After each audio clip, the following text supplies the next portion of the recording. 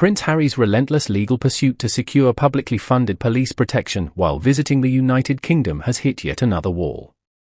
In what critics are calling a dramatic and telling loss, a British judge ruled against the Duke of Sussex, affirming that he cannot expect the same security privileges as senior royals still actively serving the monarchy. It was a decision many saw coming, and one that further exposes the prince's struggle to reconcile his desire for royal benefits with his refusal to carry out royal duties. Harry's legal battle began after he and Meghan Markle stepped back from their roles as working royals in 2020, opting for a new life of financial independence in the United States.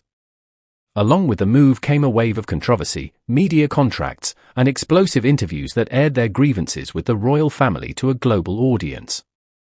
But despite turning his back on the institution that shaped his identity, Harry has continually demanded access to the privileges that come with it, including police protection funded by the British taxpayer. The latest court appearance took place at London's Court of Appeal, where Harry hoped to challenge the Home Office's decision to deny him publicly financed security during visits to the UK. His argument?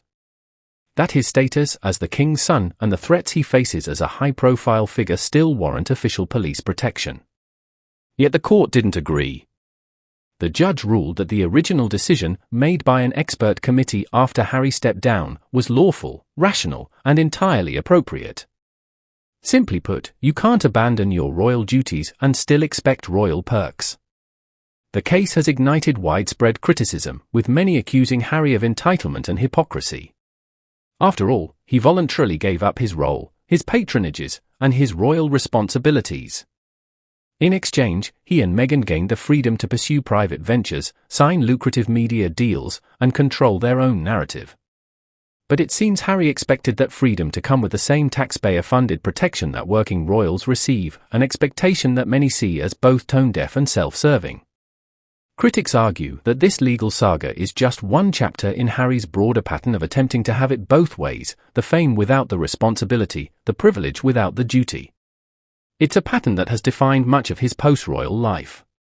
Since stepping back, Harry has positioned himself as a global humanitarian, a mental health advocate, and a fierce critic of the British press and royal institution.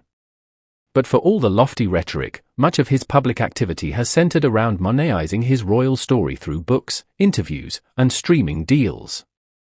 His memoir Spare, a deeply personal and controversial tell-all, was marketed as a journey of healing but read more like a score-settling exercise. The book not only aired private family conversations and cast senior royals in a negative light, but also included strange anecdotes and embarrassing personal confessions that left many questioning his judgment. From revealing his frostbitten private parts to detailing fights with Prince William, the book painted a picture of a man still consumed by resentment and willing to sacrifice family privacy for commercial gain. The Netflix docuseries Harry and Meghan followed a similar pattern. Billed as a love story and a look inside their life away from the palace, the series instead offered a barrage of accusations against the royal family and the British media. Viewers were inundated with claims of racism, betrayal, and institutional cruelty, all without offering much accountability or reflection from the Sussexes themselves. For many, it reinforced the image of a couple who left the royal fold not to escape the spotlight, but to control it. The security case, in this context, becomes even more contentious.